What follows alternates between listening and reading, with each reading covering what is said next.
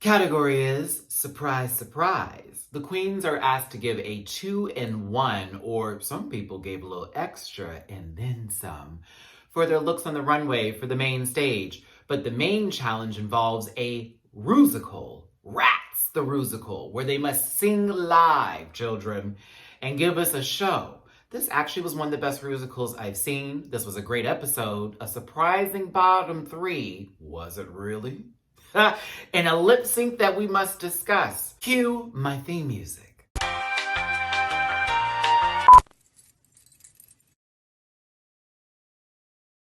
Listen. Yeah! Yes, dog! Oh. Get that out of there!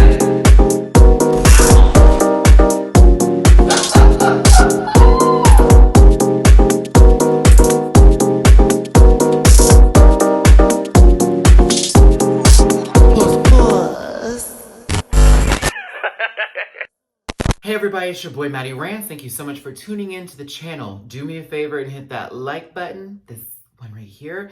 Share this video to people that you love, that you like, or you hate, doesn't matter. Share that bat. And don't forget to subscribe to the channel and become a part of the Rant Pack family. Now, you're probably wondering, where is Jamar84? Is there no other guest? Honey, this is the Matty Rants channel, but all tea, Jamar is actually moving to Atlanta today. And so he's gonna be pretty busy all this weekend moving. So send my friends some love. So I've decided to go ahead and do both season 13 and Drag Race UK 2 solo. And I'm going back to the old format, darling. So give me a moment. Let's get through my social medias. You can follow me at MattyRants on both Facebook, Instagram, and TikTok. You can follow me on Twitter at @MattyRants. And if you'd like to donate to the channel, please and thank you. It's Cash App $MattyRants, Venmo MattyRants, and paypal.me/MattyRants. Let's just go ahead and get into it. This review will be a little quicker than usual as it's just me and I can just get my point across here. So let's get into it. The episode starts off with quite a bit of shade. Oh, who could it possibly be from? Miss Ahura has something to say. Astina Mandela is really feeling herself after winning the first challenge, and she's pretty proud of it and should be. But Ahura feels some kind of way because she won in a discounted ASOS jacket. She made sure to say discounted. I hope you caught that. Astina's not bothered by it because she won. Why should I be bothered? You're mad, sis. And I'm going to go ahead and do a little da-da-da-da-da-da drop down for the girls and continue on. I thank you, Astina. Next day comes along and the queens jump into the room. Astina's got her badge on her shoulder, giving her all kinds of tipping over to the left. And a couple of shady moments happen here and there of queens having conversations. Lawrence Shady and Jenny Lemon throwing jabs back and forth. Lawrence, you have been given a lot of confessional time, sister. I don't see you spreading that energy in front of them. But in the confessionals, a dragging is happening, okay? Now, Cherry brings up Tia Coffee's previous look, and Tia lets the queens know, oh, I've got nothing but good looks after this. I got all my bad looks in the first episode. No, you did not. No, you did not. Now, Ahura, trying to be nice, said, well, your first look, basically going through what she thought it was or what it was cute. Honey, that is a slight. That look was cute. That is a slight. That's not a compliment. It's either gorgeous, stunning, wow, beautiful, whatever. But when someone tells you something is cute, it's either soft love or it's slight shade. We all know that was slight shade. Rupaul's floating head appears on the screen, causing everyone to scream, and she gives a couple of words of something. Then Rupaul comes into the room with a mini challenge. Oh, Brit crew, my God. Who is this man? Hi, how you doing? Bless you, sir. You can Brit in my crew any day, okay? RuPaul gives them a mini challenge that has to do with voting. The queens are given certain categories and they must choose between their fellow queens who fits the bill the most. Categories are as follows. You have Secretary of Shade. That's a clear one. Trade Minister. Leader of the House of Lording, which RuPaul broke down as the cockiest queen. And last but not least, the Baroness of Basic. This is so shady. So shady. Everyone puts in their votes. Some people had some funny moments here and there. Did Jenny Lemon get a stool to stand on, girl? Bimini is short too, but she was not a stool child. I thought that was kind of funny. Not making fun of her being short, but just the fact that Jenny had that stool privilege. The following queens received their ribbons. Now, there was no surprise that Ahura was given the shady one. Like, that was not, like, come on now. I would have checked that off immediately. Trade of the season, apparently, was given to Taste. Do y'all agree with that? I'm like, who is Trade up in there? Honestly, probably Jenny Lemon, just for shits and giggles. The cockiest queen went to Lawrence Cheney, and, you know, I can see that, but also I would have given it to Ahura again. No, Lawrence, oh, I don't know if Lawrence is that cocky, but I was like, okay, the girls are telling their tea, honey. I wonder what happens in the background.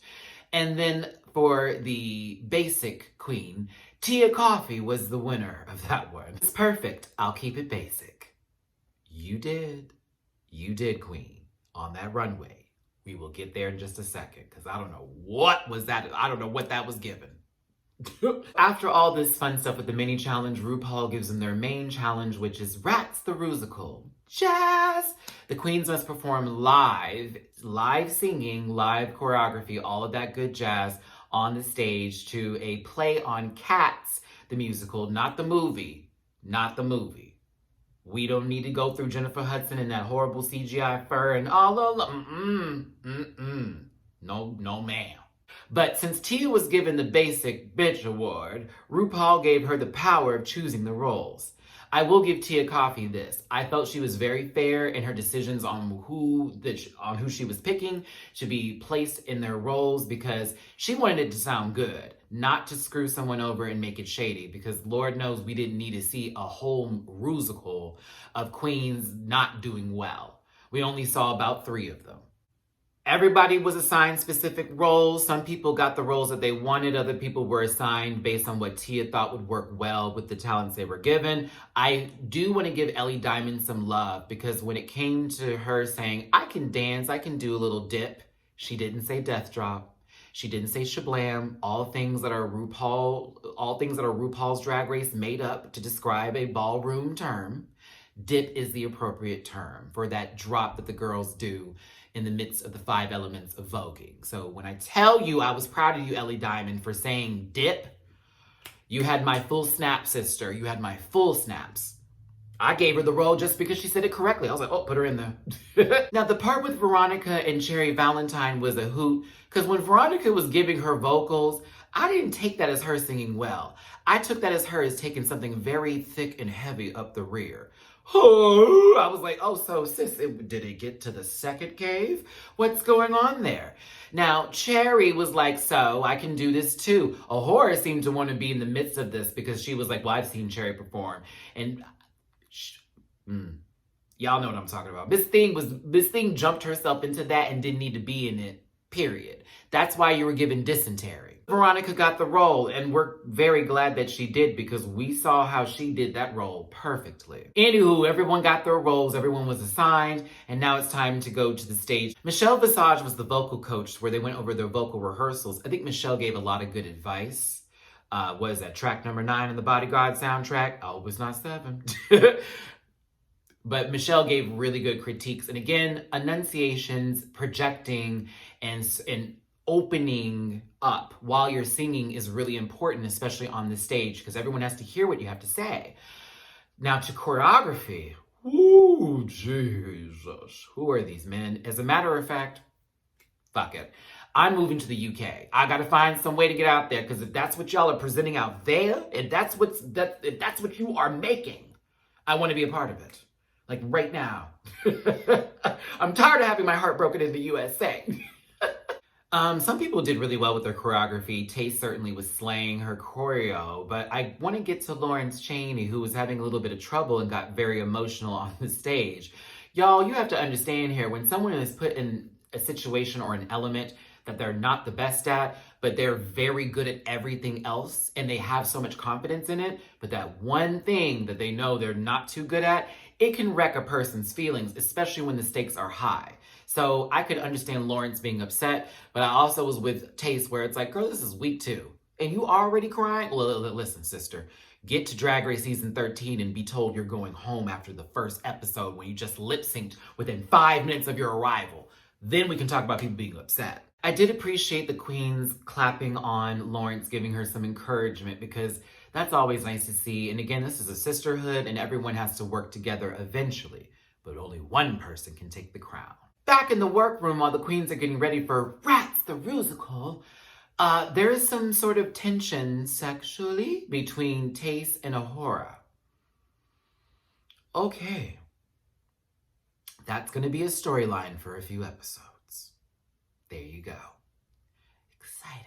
I don't know about the rest of y'all, and maybe because I'm a beard man right now, but when I see people dry shaving with no sort of cream, no sort of anything put on the face to buffer that razor touching the skin, I start to itch. I start to just, like I cannot. So sister, God bless your Teflon skin, girl, because when I saw that, I just felt my whole face just shredding like cheese, just shredding, girl. Couldn't be me. I would need to have a little bowl of water up in there, sister, with some cream, girl, because it's just not gonna work. Y'all know my predictions with Drag Race, with every season, and certain things that take place on the show that are indicators that someone may be going home. When Cherry Valentine started to tell her story, that is literally what I got. I said, oh, bitch, you're telling your story. You're getting it out the way. I mean, this is good now because low-key, well, actually, Joe Black did the same thing. Ooh, bitch, is this going to be a whole season of the girls telling their tea, and then once they tell the tea, the cup is on the runway lip-syncing for their lives? Maybe. But once Cherry got into her gypsy tramp, sorry, I had to do it. I had to give Cher that moment. Gypsies tramp. Sorry. When she got into her story of her being raised up as in the gypsy lifestyle, and you know how the men in the gypsy culture are very macho machismo. I actually watched this show on TLC, My Gypsy Wedding. I actually really like that show. It's crazy though. Like they fight. They be fighting, child. I don't know what over, but they be fighting over some shit. A conversation that Cherry had about being proud of her sexuality, being proud of being a gay man, and how it's something to where she doesn't feel fully comfortable with just yet because of her lifestyle and how she was raised and everything. That is beyond relatable to a lot of us in this community. So Cherry, I'm proud of you, and I hope that after this season or after what you've seen on the show or your time spent after you being there, that you can feel proud fully of who you are in yourself. So trust me, I got a little emotional watching that, like, damn, she's speaking to the choir, y'all. She is speaking.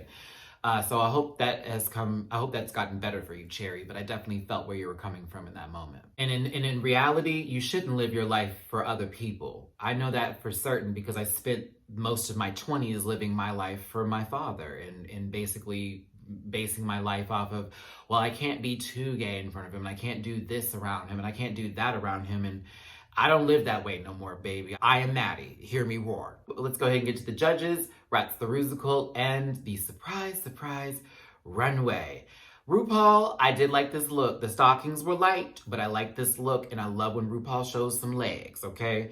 I actually did give this brown and black number some love, okay? I was here for the wig a bit. I enjoyed the look. I'm not mad at it, Ru. This was very good looking. I almost said cute, but that would be slight. No, I like this look. I thought it was good. Michelle Visage, you in those ponies. I kind of live for that for Michelle. I think Michelle looked great.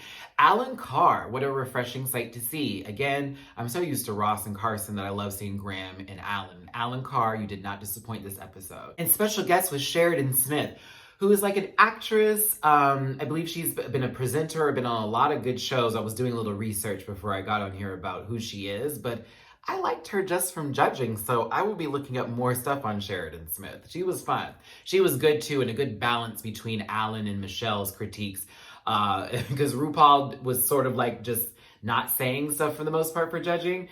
Every now and then she'd throw a little something, but really Sheridan was kind of defending a few queens that were getting dragged a bit. Okay, so let's start with Rants the Rusical. I thought this was one of the best Rusicals on RuPaul's Drag Race, and I would credit that to most of the vocals we heard were really, really good. Shining moments, of course, go to Veronica Green and Tia Kofi. Veronica Green. The fact that there was mice on your tits, because when she removed the robe and we saw the bodysuit with the nipples going up and down, and there were those little cat toys that were the little mice that were on the nipples, child. Wow. I didn't know what to do when that came up, y'all. I was like, what is...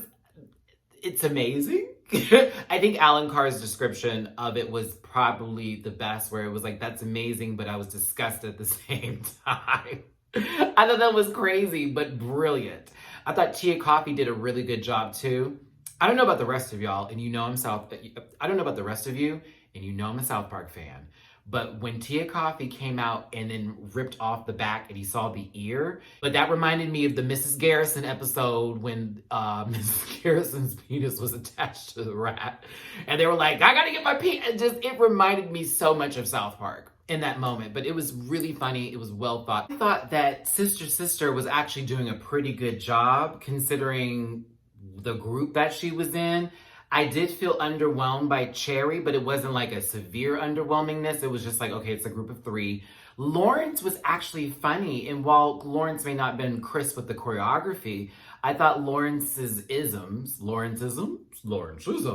were things that I was paying attention to. I thought Sister and Lawrence did the best job out of that group. But, you know, I still thought they did a decent job. Then there's Taste and Ellie Diamond. There was a slip up in the beginning when they started the Rupaul verse, but I thought they did pretty good. Yeah, I thought they did pretty good. I was very entertained. I think Jenny Lemon also stole the show every time they stepped up. Something about Jenny Lemon is just the bestest. I love it so much. I will give this, Bimini and O'Hara. Bimini was running that, girl. Bimini was running it. Bimini was so good at the musical. O'Hara was keeping up. I'm gonna give her that. O'Hara was doing all the vocalizations correctly, but I still thought she was being too pretty for the type of rat that she was trying to be. But I was here for her keeping up with certain parts with Bimini, like, okay, I see you, O'Hara. You're there. You're not there, but you're there. Astina did well, but y'all, Veronica's a star. Veronica was killing it. Astina was hitting her marks perfectly with everything that she needed to do dance-wise. So again, this was really good. I was here for this Rusical. I was entertained. I'm probably gonna watch this again when I'm editing this video just so I can hear it in the background, but it was fun. I enjoyed it. I thought it was great. All right, let's go ahead and get to the runway now. Ooh, you know I'm gonna talk about somebody specifically because they did a video game reference. They used the correct utensils, the correct weapon. Miss Abby OMG with your wrong weapons that one time. Yes, girl, I brought that up. I brought it up. Because Miss Thing was giving it. And then when she removed, let's do this in order, Maddie. The category is surprise, surprise, which is 2 in 1, or surprise, surprise. First up is O'Hara giving, we're getting married. She was the broom. Oh, I said broom. She was the groom and the bride. The groom was giving me Abraham Lincoln, and when RuPaul said freeing the slaves, I was like, child, I just remember the microaggressions that we heard in the last episode. O'Hara's face is perfection. I even kind of like the wig a little bit. I prefer the bride look over the groom look. The groom look seemed a little messy to me, but I really did like the bride look, but it didn't, I don't know. It was cool. I wasn't wowed by the moment, but I thought she did have a concept and look together, and when she did the reveal, it wasn't messy. Next up is Lawrence Cheney. Lawrence was giving Scotland Pride. Should I say Scottish or Scotland Pride? I think Scotland Pride would be better versus Scottish, because Scottish wouldn't. Chad, okay, keep going, Maddie. I like the first look better than the second look, to be honest with you. I know some people may not agree with me here. I did like the blue on her, and I did like the whole wait, and then da. I felt that it looked a little, not a bad look from Lawrence Cheney, but I'm remembering last week going to this one, and I'm like, oof, it's good, but it's good. Jenny Lemon and her crock of bullshit. Jenny Lemon came out in these yellow Crocs, girl, I was dead to the world, honey. And then her 2-in-1 look, which was basically the same look. She says, the same, got you. But when she turns around, she was showing her hairy ass. This look is quintessential Jenny Lemon. I have done a lot of research on her lately, so this is definitely Jenny Lemon. But it's okay. It's not amazing, but it was the butt part showing the ass as she's walking away, I found to be hilarious and very Jenny. So it's hard for me to hate it. It just, it gives me the giggles. I love it. Next up is Cherry Valentine giving us yellow polka dots baby tees. Like a little baby with this beautiful like polka dotted outfit. And then she reveals it into a woman who is pregnant. And it's a gender reveal. What I love the best about that part was that there was not a specific color.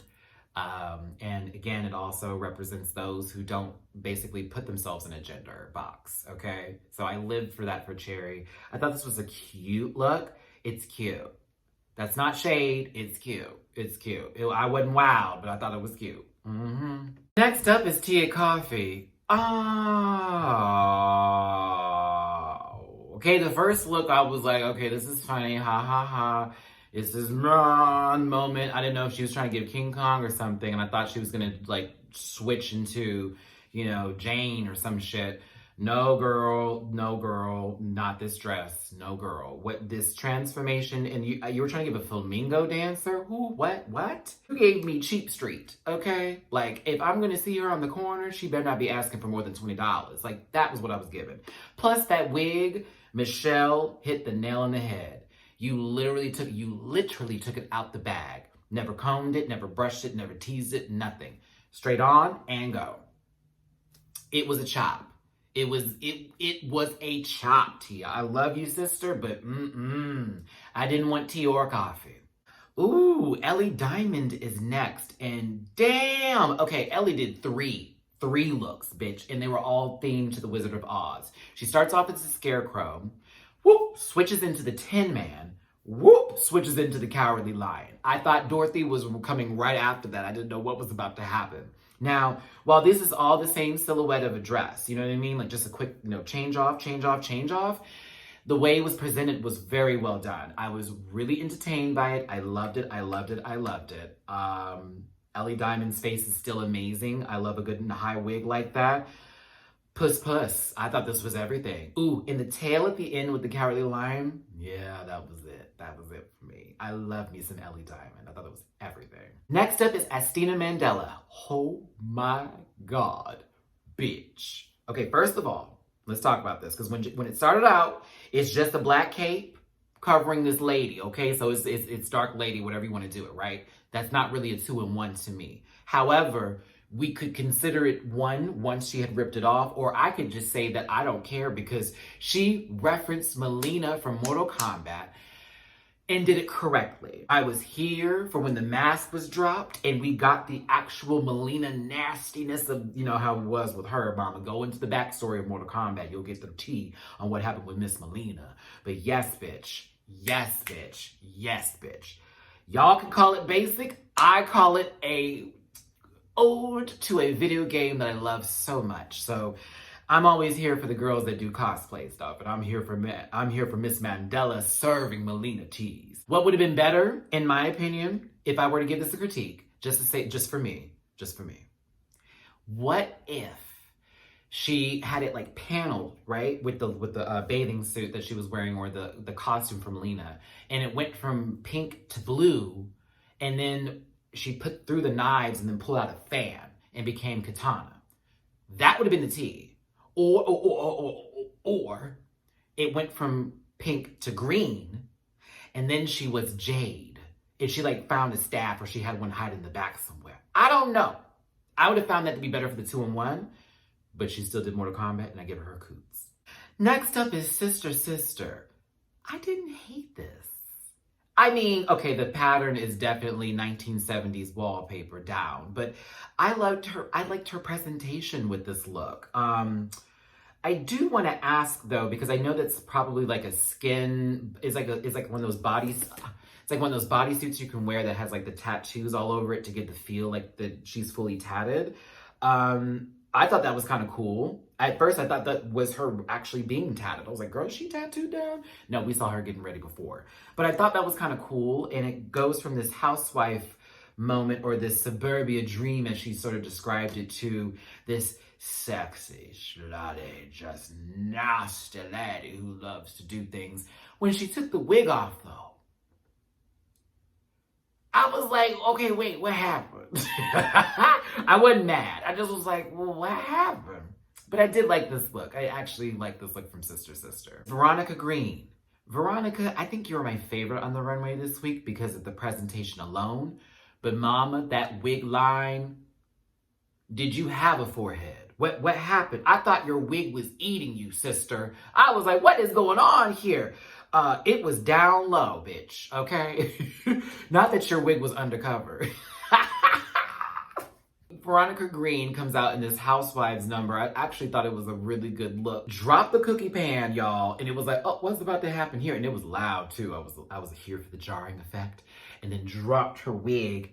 And then the wig falls. And when she comes up, I swear to God, I was like, Metropolis.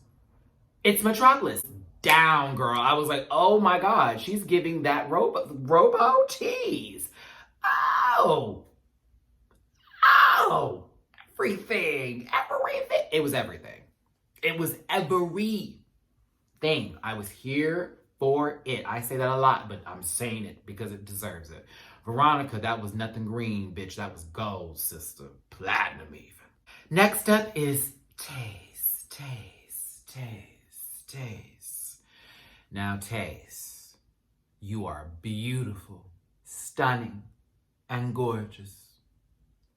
That is the same wig in a different color.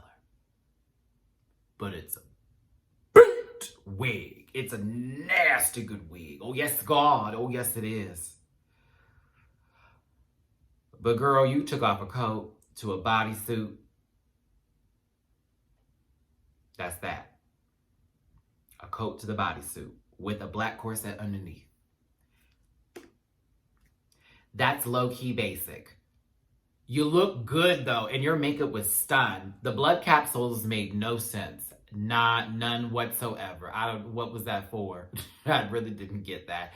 But God, you're stunning. But yeah, once they re-showed you again walking and Michelle brought up that black corset, it did destroy that look just a tad bit. But again, this isn't bad looking. It's just, okay, RuPaul said it best. Looks like you went out and bought this, girl. And I can go get the same. And there you go. But fuck, she's gorgeous. Last and certainly not least is Bimini Bon-Boulash, giving a Alexander McQueen reference, high fashion. Okay, y'all. Her performance kept her safe, girl, because when she finished popping those balloons and there was really nothing to it, like there was really nothing to it, nothing. I mean, I thought the wig was going to come off and it was going to be something different here. No, it was not. I was shocked and spooked that this was something that honestly made it down the runway. That I'm sure you had a different vision for how that was going to go, Bimini, but girl. I was like, she walked out here with balloons on this corset, giving very burlesque tease. You know how they used to come out in all balloons and pop them to, show the bod and all that type of stuff. But this was a wasted opportunity, in my opinion. I was very disappointed. But your performance saved your ass, okay? Judging commences. Michelle Visage and Alan Carr are not holding any punches. I would like to give the judges an applause here, a little tap, tap, tap, because I feel like they're keeping it real this time. A few moments I'm like, I don't agree with them, but I've been agreeing more this episode, or I guess this season of Drag Race, than any other one. I'm really here for the commentary. After critiques happen, they all go back into Untucked, and Cherry is feeling like nobody sees her, and it's definitely affecting her mood. Taste already has a bad taste in her mouth, probably from that blood capsule that didn't do nothing for her, girl, to keep her safe.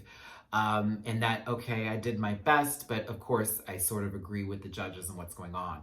Lawrence was feeling a little bit upset that she didn't get the best critiques. Sister brought up the fact that it was very hard to work with her, where Lawrence, once again in the confessionals, gave her full opinion, but in front gave half of it. I get why she's doing that, but damn, bitch, can't wait for the reunion. Oh, yes. Untucked was cute for the most part. Our winner this week is Veronica Green, and that is deservingly so. Veronica slayed this episode. The bottom three, Lawrence Cheney, Taste, and Cherry Valentine. By the hairs on her chinny chin that she'd shaved maybe 2 or 3 days prior to this, Lawrence Cheney, you're safe. Taste, Cherry Valentine. You're in the bottom 2 and must lip sync for your life. I was not prepared for the song, but I should have been because of what the musical was. Rusical. Memories all alone in the moonlight. I do not have a singing voice, but I like to sound like I do. Memories, which is a classic, iconic song from the musical Cats, given on this stage. Now, mind you, I'm looking at Cherry Valentine in full pregnancy. Latrice Royale, anybody?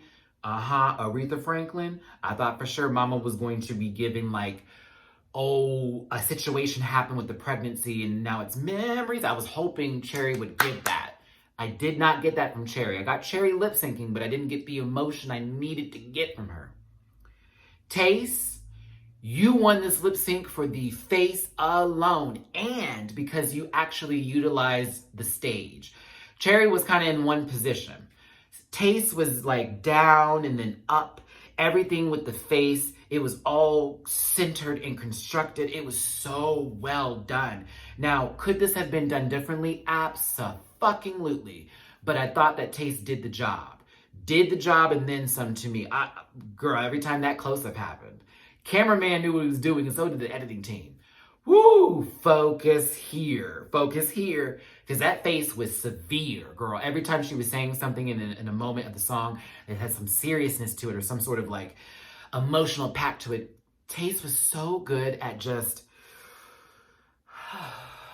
and then just moving and then turning back to get to the lyrics again. Oh, it was so well done to me. I actually liked the lip sync. I was here for it. RuPaul enjoyed it as well and thought that was a really good one and gave the lip sync to Taste. Taste, you survive another week. Cherry Valentine, I'm so sad to see you go, sister. I live for your entrance and I live for your steampunk look that you did for your hometown. Honey, I hate the fact that you got ripped out this quickly. Damn. Joe Black and now Cherry Valentine, 2 people I thought would go a little further in the competition. I'll give Cherry this before she walked off the stage. Oh, rats!